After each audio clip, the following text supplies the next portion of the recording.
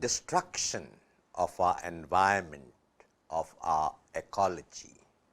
The Pope says that to understand what is happening, we need a critical approach. We become critical when we are able to stand at a distance from our own concern.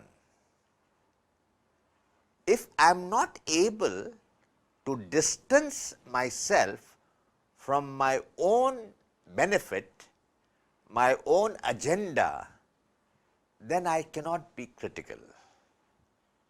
So, already at the level of reflection, we need detachment. And detachment is essential also for maintaining the earth in its harmony, maintaining the balance of environment.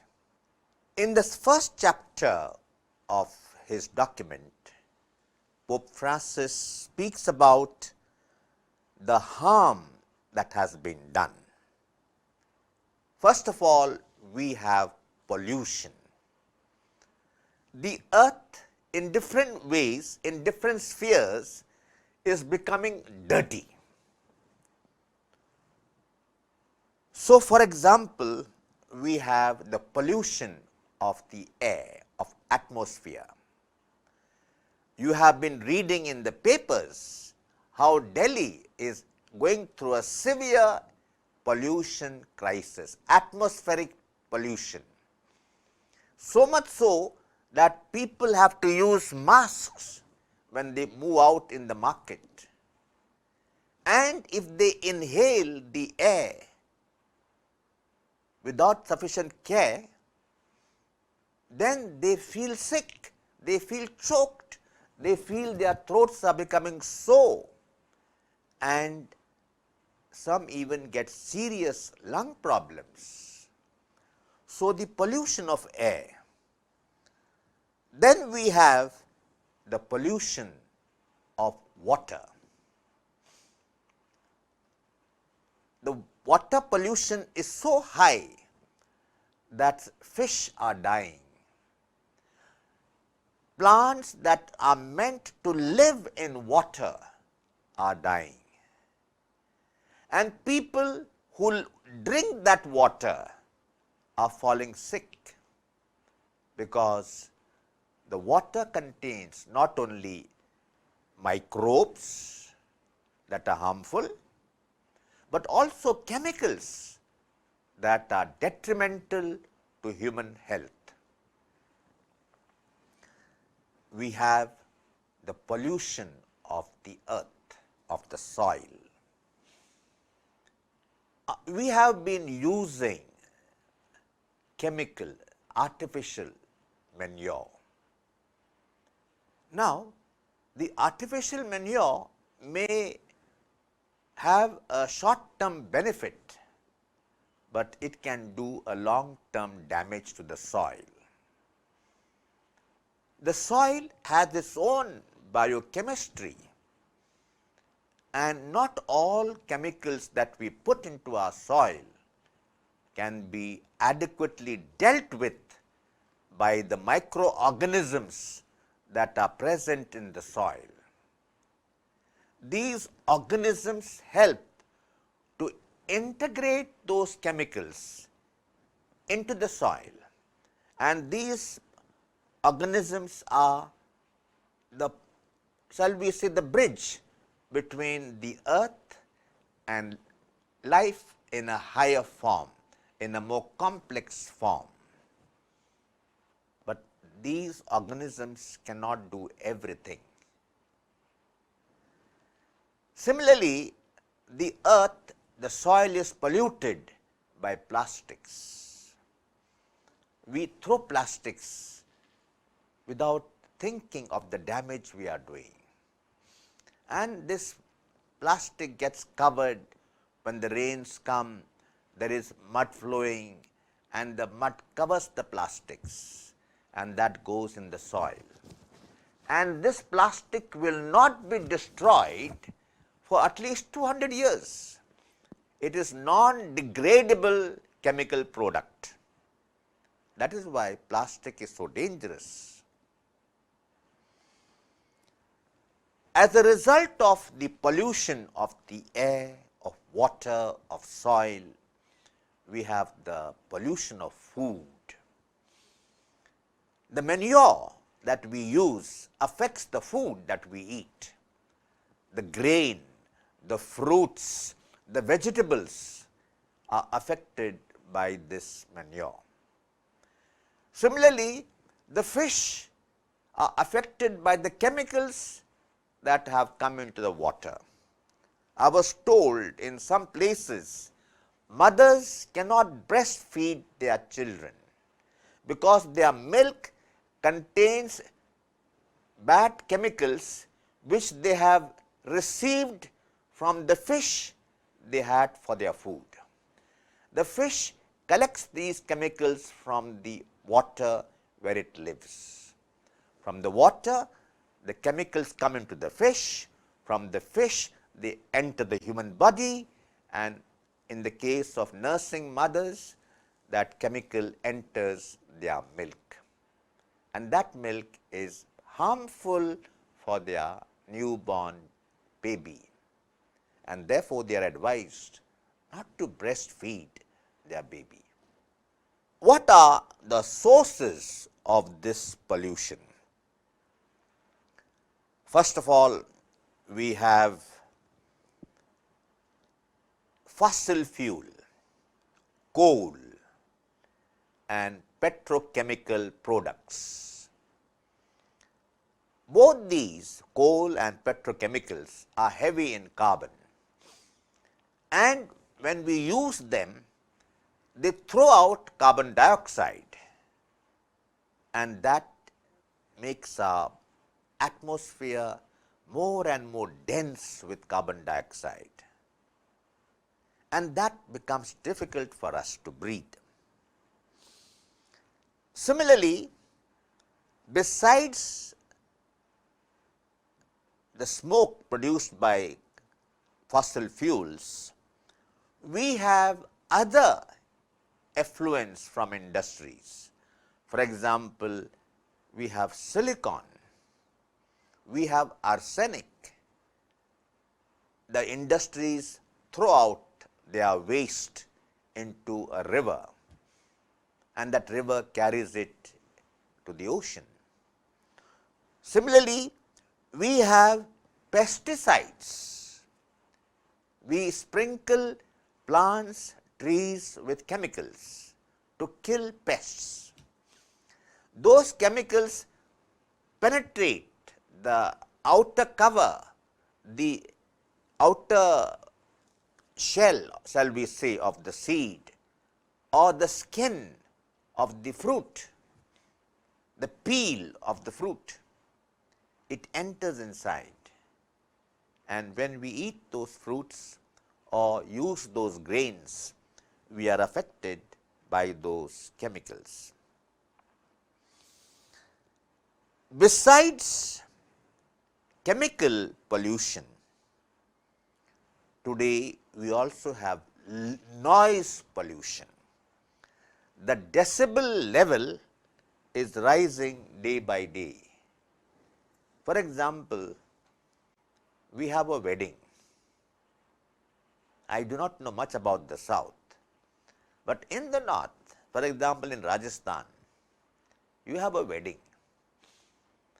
The family celebrating the wedding thinks they have a right to disturb the whole neighborhood. They will play cinema songs on loudspeakers from morning to evening, and God help you if the auspicious hour, the muhurta of the wedding is at somewhere at midnight. So you can get music going up to midnight. And our police seems to be helpless. They don't intervene. They are afraid. They could get beaten up by the marriage party. Or sometimes there are other sentiments, for example, religious sentiments. They belong to a special community, and any intervention by the state will be understood as a partisan intervention, and so on. So, we have noise pollution, music being played in the public, bands banging their drums and their instruments, and fireworks, crackers. And now our people are specializing, may not be in nuclear bombs, but other bombs. And the more money you can spend on fireworks, people think the better will be their marriage. I am afraid if you have too many fireworks during the marriage, you may well have fireworks while the marriage lasts, if at all it lasts. All these superficial outer manifestations of money don't make marriage happy. They only disturb our environment. More chemicals in the atmosphere, more noise in the neighborhood. Similarly, we have what we call light pollution. This may surprise you, but let me give you an example. About 30 years ago, I went to a village in North India, in UP, beyond Nainital, still north. In that village, there was no electricity, and by sunset, all the families had finished their supper. The smoke had stopped coming out from their houses, and soon the houses were in darkness. I had my supper late, and I came out after supper, and I looked up to the heavens, and for the first time in my life, I saw the Milky Way, the Akasha Ganga, a cluster of stars from this horizon going right across the sky towards the other horizon, like a river of stars. Akasha Ganga, the river Ganga in the heavens, the Milky Way. And sure, it was not only a Milky Way, it was a silvery way, beautiful. Now, have you ever seen the Milky Way? If not, I feel sorry for you. You have lost something beautiful. Today, our cities are lit up much more than we need. Nature, with its rhythm of day and night, is also a rhythm of light and darkness. And we need the darkness. Our biochemistry needs the darkness as much as it needs the light. And therefore, when we artificially make our night day, we harm ourselves. We harm ourselves. So, there is this light pollution. All religions are becoming more and more commercial, and thereby they are hitting at the earth. They are damaging our common mother, our common home. It is not enough to be pious Christians. We need to be thinking people. Merely being pious will not help us. We have to look at what we are doing with a critical mind and with honesty and courage. A second concern, apart from pollution, is global warming. I am surprised that Goa is so hot these days. I thought it would be pleasant weather. I am coming from Rajasthan, but it is hot. And if it is so hot now in December, I am wondering what it will be in the heat of summer. Why is this happening? This is because of global warming. What does that mean? With the growth of the volume of greenhouse gases in the atmosphere, our atmosphere is becoming more and more dense, and the heat of the body, the light of the sun received by us cannot be adequately reflected back, and thereby it remains inside.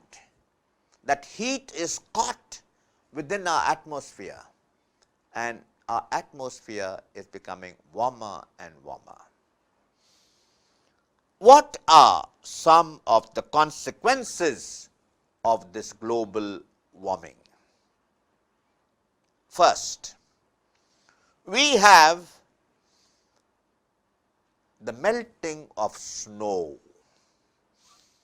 For example, the Ganges is nourished by water coming from the Himalayas as the result of the melting of snow.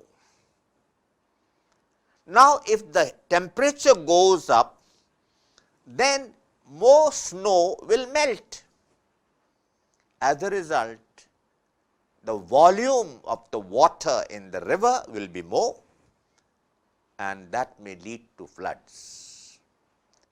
That is one side of it. On the other hand, if the snow keeps on melting more than it used to, after some years, there may not be much snow left on the hills, on the mountains. As a result, the rivers will not be nurtured by water from the snow. The great rivers will dry up. The Ganga, the Ganges will dry up because there is no water.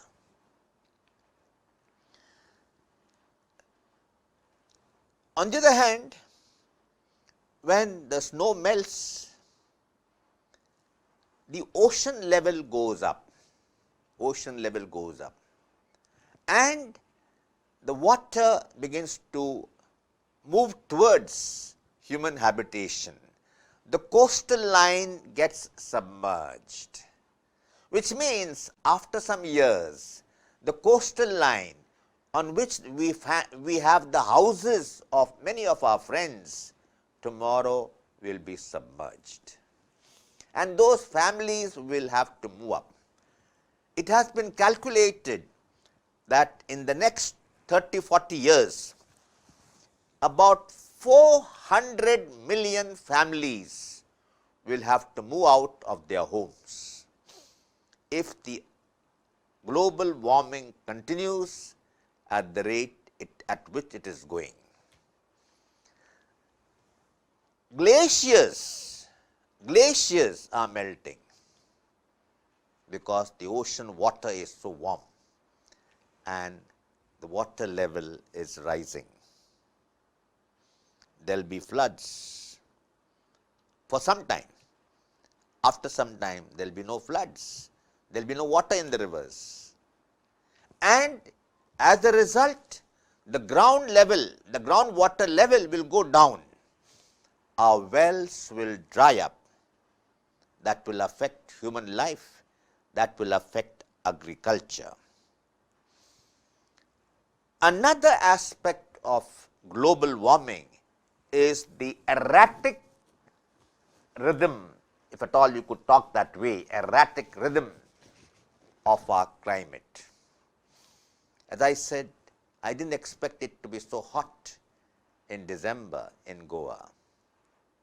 True, Goa is not cold as it is in the north, but I felt I am in Goa during the summer, not winter, not December. And this is what is happening in many places. Many places in the world are experiencing unusual weather, extreme heat, extreme cold, extreme rains, heavy rains and floods. Some places that have never had rains are having floods. Not never had rain, but little rain. Now those countries are having floods. And this will continue. Another result of global warming is forest fires. When we have dry wood, not fully dry, and if there are some trees that are rich in oil. Now, when these trees are in a hot situation, in a warmer situation, and if they start rubbing against each other, with the friction, they can light a fire. And then that fire will spread because of the presence of oil in those trees. And we will find it very difficult to put out that fire. We have seen this in the Amazon area. We have seen this in Australia.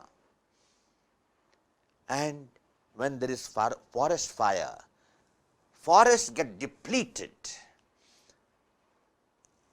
And with the depletion of the forest, the birds living in those forests, the animals living in those forests, they also are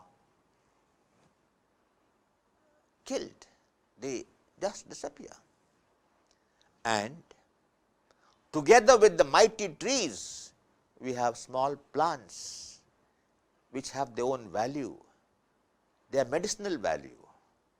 They also are lost. So with forest fire, lot of damage is done. The third area of concern is what the Pope calls water crisis. Not in the sense of water being polluted, but rather water becoming scarce, particularly drinking water. The Pope is worried that very soon we will have to buy drinking water. On the one hand, drinking water is a fundamental right, and therefore it is the duty of the state to provide drinking water to all its citizens. It's the duty of the state. And yet, tomorrow when there is no water, what will happen? Some corporates will organize water supply and they'll start selling water, and there will be slowly a monopoly. One or two companies will take over the whole sale of drinking water, and then they will fix the rates. And because there is no competition, they can make water costly. Life will become difficult. So there will be no water for drinking for humans. There will be no water for our animals to drink. There will be no water to water our fields. The agriculture will be damaged. Our animals will be harmed, and we ourselves will also suffer. There will be less water, and the water that we have may not be fit for drinking. Another aspect of the damage done to the earth is the loss of biodiversity. What is biodiversity? Suppose you are a musician. In a music piece, there are many different sounds, high, low, and short and long. And all these different sounds with their differences put together make a beautiful song, a beautiful harmony, a beautiful melody. And this is true of life, be it plant life, be it animal life, be it fish. I'll give you one simple example. I am very much interested in cactus, and I have come across two cactus that look identical. Unless you look very, very carefully, they look identical. Yet, when the flowers bloom, they are totally different. Now, suppose after finding two pots with the same cactus, I throw out one pot. What happens? I lose one beautiful flower, because the two cactus are not the same. They are different, and the difference becomes visible when the flowers bloom. And that is the beauty of nature. Nature is beautiful. Rabindranath Tagore says nature is the artwork of God, and a good artist does not repeat. A good artist does not sing the same song twice. In our culture, there is no score, musical score, which the singer follows. No, the singer composes as he sings, and he will never sing the same way twice, because each time he sings, it is new from inside. There is no score which is fixed, and God is much more creative. Every plant, every tree, every animal, every bird, every fish had its own beauty. And I wish more and more of us take time to go around a garden and look at the flowers carefully. Take time to look at the butterflies that dance around us. Take time to listen to the sound of birds. How beautiful! Imagine the pigeon and the dove. Their sounds are not the same. They look alike, but their sounds are different. And some birds can produce the scale.